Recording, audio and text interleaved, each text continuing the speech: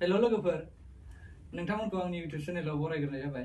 जोङो दिनै Kokrajhar gold cinema हलाव movie नायनो नागिरदों। मुभिनि मुङा फास्ट इन द फिउरियासनि सिरिज 10 बियो। दा मुभि टाइमा 11:30 दा 3:46 जाबाय। जों दायो न'निफ्राय ओंखारलांसै। जोङो सानै थांगोन। नोंथांमोनखौ आंनि भिडिअखौ जोबजासिम नायलांगोन होनना आसा थिबाय। भिडिअखौ मोजां मोनोब्ला भिडिअ लाइक, शेयार, कमेन्ट आरो चेनेलखौ साबस्क्राइब खालामना हो। थ' दायो बिदिब्ला जों मुभि नायनो आवगायलांदों। लोगोफोर, जों दा रेडि जाबाय, ओंखारलांसै जोङो। आंजों सोर दंफायो बेखौ खोन्थानो। नैबे बिथाङा थांफानो आंजों। आंनि मुङा निसान नार्जारि बिथां। आंबो इउटिउबार सासे। खाग्राबारिनि जोबोद फाग्ला मानसि।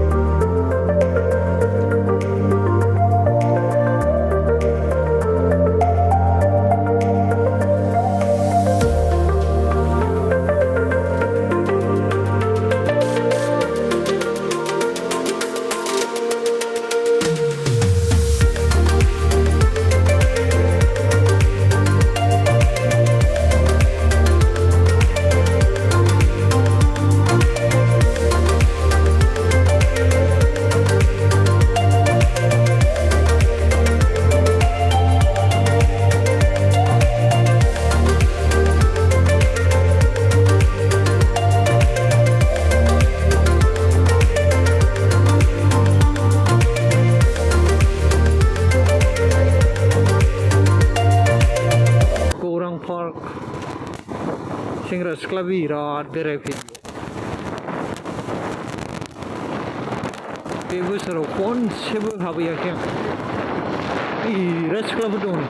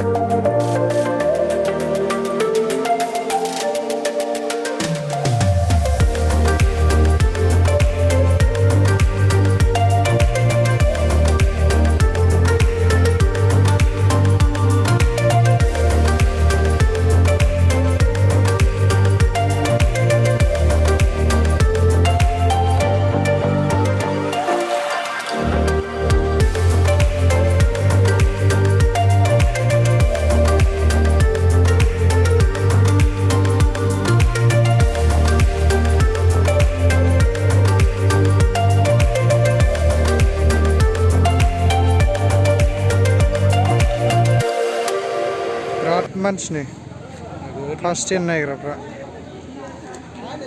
मानसि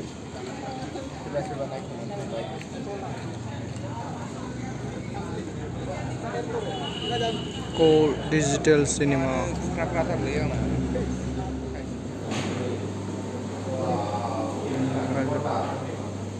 गोल्ड डिजिटल सिनेमा हलनि मेनु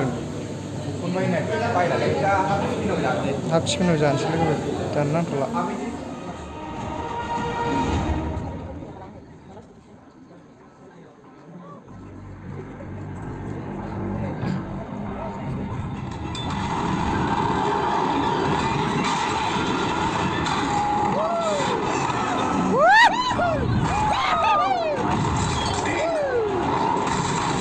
नायदो गावहाय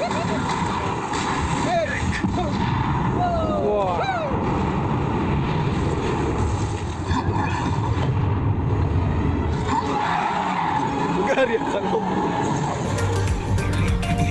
बरियामोन लोगो मुभिया बरिया जायफोर इंलिश मुभि मोजां मोनो बेखौ नायनो सानदों बरिया मुभि थांसै जों दा